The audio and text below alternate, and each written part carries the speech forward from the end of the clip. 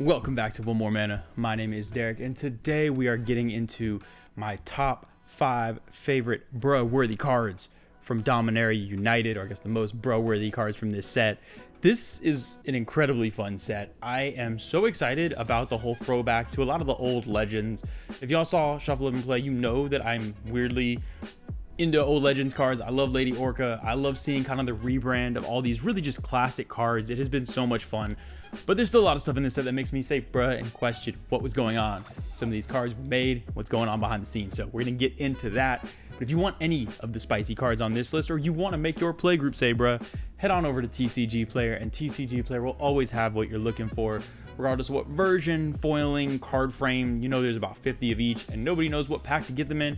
Make it easy for yourself and head on over to TCG Player to pick them up. If you use the affiliate link down in the description below, you can help support the channel in the process. And speaking of supporting the channel, we have our weekly or bi-weekly message from Kennethy the Heathen to tell you why you need to rock into the AM and make sure you look your best when you're playing Magic.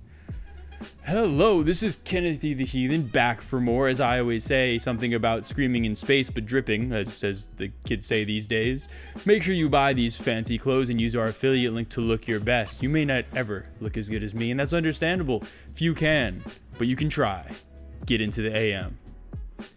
Thank you, Kennethy. I appreciate your motivating words and your belief, because maybe one day I can look as good as you. I believe in myself, and that's what Into the AM does.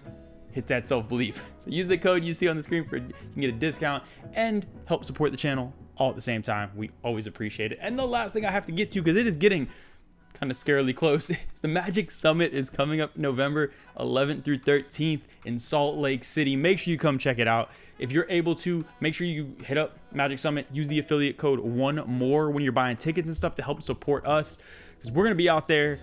I said we need money for this Ken Flipping Table support group. I want to be able to leave. Look, Salt Lake City seems like it's going to be a great place. We are so excited for the fried chicken in Utah. We cannot wait, or at least I can't wait. Either way, we want to be able to leave, and I feel like if we don't pay for the broken tables, we can't leave. So pay for this fund of ours. Buy the tickets, use our affiliate code, show us some love. We appreciate it. But seriously, if y'all get out there, hit us up on Twitter, hit us up wherever. Let us know you're going to be there. We would love to get some games in. Definitely trying to see y'all. All right, now let's just get into the top 5 most bro-worthy cards in Dominaria United, talking about the cards that really just made me feel something inside, and I got to get it out somewhere because my cat won't listen to me anymore. Number 5, we have Plaza of Heroes. I really like Plaza of Heroes. I think it's a cool card, but this is like my most like boring bro of the list. I'm not going to lie. In the sense of like, this is actually me looking at like mechanics and trying to like analyze, and you already know it's not going to go well. I don't think this card's very good. I saw people loving it, freaking out, talking about how it's going to be a staple, it's going to be this, it's going to be that. If I'm being completely honest, I don't know if I'm going to really run it. And which definitely means, look, if I think it's not good and everyone else is calling it a staple, that means buy 50 of these ASAP. It's about to be the greatest card ever, because I'm very rarely right on these. Anyway, I just don't like it. I have such limited slots for colorless lands. I get really greedy with my mana base. I love utility lands. So in any given deck, I need my lands that are going to tap for a color to do so reliably. I'm very hesitant to run conditional colored mana. Like I don't like that at all. And for this one, unless you're playing like a super low drop commander that's always going to be out, or an indestructible commander, it feels like there's going to be too many games where this only taps for colorless. And I get it. It still has that effect on the bottom to like protect your commander. It's just still, for me, feels bad to pay 4 mana and get down a land to protect your commander. Maybe in certain color identities that's good, but I feel like there's so many just cheap protection spells. And I'm not even talking about like the free stuff from like the $70 cards from the precons, but just stuff like Bolt Ben and different things like that, where you have plenty of options these days to protect your commander. There's the one I forgot what it is. I'll put it on the screen, that has Ferocious, and it's 1 mana to basically counter something if you have a big enough commander. There's a lot of different cards that will protect, and it just feels like this is a really inefficient way to do it. It's cool that it's on a land, but I don't think it's worth it if you're very low on your colorless mana slots. And like I said, because I said that, buy all of them. It's going to be the staple of all staples. Now, number 4, the number 4 most bro-worthy card on this list. Look, I want to like it, I want to love it, but I can't, and I always have to look at it because I get the name wrong. It's Shadowrite Priest. I always want to call it Shadowborn Priest, and this is the reason. Look, the card is awesome. This Lord cycle, one of my favorite cycles from a set that I can remember, period. I love it. The problem I have with this one, it wasn't a zombie. Black Lord, figured, look at all the other ones, traditional tribes, oh my gosh, we're going to get a zombie. We didn't get a zombie, so kind of bitter. Second thing, I love Shadowborn Apostles. That is a deck that I have that is not very good, doesn't really win a ton, but it's cool, it's thematic, I love the Conjuring, all that good shit. I feel like this is the most disrespectful card I've ever seen to the Shadowborn Apostles. They're out here running around in like packs of 30, doing their best just to summon a demon or two. And this thing comes along for 2 mana, not only as a lord, but you just gotta sacrifice 1 cleric and you can get any black creature you want onto the battlefield. This is a repeatable thing because it doesn't even have to sacrifice itself.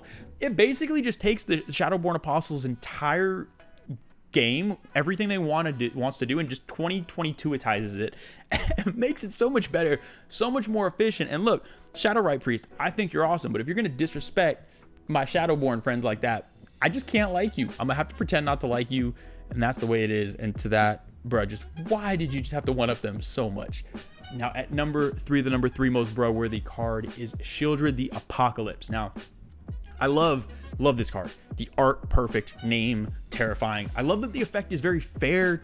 I know there's combos and stuff out there, but fair. It's not like some of the old Praetors where it just could take over a game and just makes everything miserable. Everything about it is beautiful, but thematically I'm confused about the name. It's called Shieldred the Apocalypse, but like based on the effect, like you draw a card and you lose 2 life, and yeah, like I feel like it should be called like Shieldred the Slight Inconvenience to My Day, or like Shieldred that I asked for non-dairy coffee and they gave me milk. It doesn't feel very apocalyptic. It just feels like something that has like a body spanning an entire battlefield. Should 1 be bigger than a 4 or 5, and 2 have some sort of like Annihilator 15. The world explodes, all the lands get flipped in the air, flip the table. Like that's an apocalypse. Shieldred the Slight Inconvenience is still freaking awesome. I just feel like the name is a little bit off, and to that I have to give it a hesitant bruh. Now at number 2, the number 2 most bro worthy card in this set is one that, again, it's similar to Shieldred. I love the card, love what it does, but something about the flavor throws me off, and that is Ajani Sleeper Agent. And the thing that I don't buy about Ajani is the whole thing is it's supposed to be like secretive, like he's the sleeper agent, they didn't see this coming, he was in disguise like a spy, all this shit. Anyone who's ever owned a cat knows that's evil. Like that is the least surprising thing of all time. If you make a lineup of like, you got like Lily who like talks to demons, and like Nissa plays in forests and shit, and like Jace is just a general douche, like you have all these, you put a cat in that lineup, no, like who is not gonna know that the cat's the evil one? Like I just feel like it was so obvious, and just they could have made it more surprising. Maybe, oh, look at this, out of nowhere, Chandra secretly has been a Phyrexia the whole time. Nobody sees that coming. But like the cat being secretly evil, like bruh, we know. And it even has like a little laser pointer in the eye. Like, yes, cats love laser pointers. Feels a little too on the nose for me. Doesn't mean I don't love the card, but have to give it a little cat meowy bruh. Now at number 1, the number 1 most bruh worthy card on this list. To me, this one was easy. I really didn't have to think too much about it. When I saw this card, I knew I didn't enjoy what it meant, and it is Silverback Elder. It's just the newest green mythic that does 75,000 things, and it's annoying, and it does all the, and look, just that alone does not make it number 1 bro worthy card on the list, just because we have so many. Every set there's a green mythic that I know I'm going to be annoyed by and not want to play against, because it destroys artifacts, enchantments, it looks at the top, it does your dishes, it will do your laundry if you're very nice to it, it even might fold your clothes, and if you attack and you block, it'll brush your teeth and scoop your cat's litter box before the end of the night. It does all of it. So it's annoying, but the thing that really makes me say bro about this card is it's got 5 power, 7 toughness. It has a massive booty, and if you have ever seen a gorilla, gorillas have some of the tiniest asses in the animal kingdom. This is just a fact. If everybody's not an animal booty expert out there, then what have you been doing?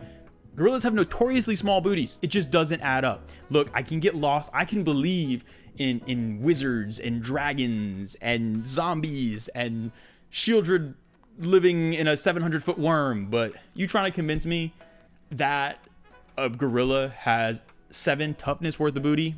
Not gonna happen. And to that, I say bruh. And that's gonna do it for this week's video. I hope y'all enjoy it. I love this set. This is just an amazing set. It is everything. It reminds me kind of similar to when they did the last Dominaria, which so many people loved. I can't wait to dive into it. The Phyrexians are freaking coming, and I'm gonna try not to just do all Phyrexian videos, but like, it might happen. I'm so excited.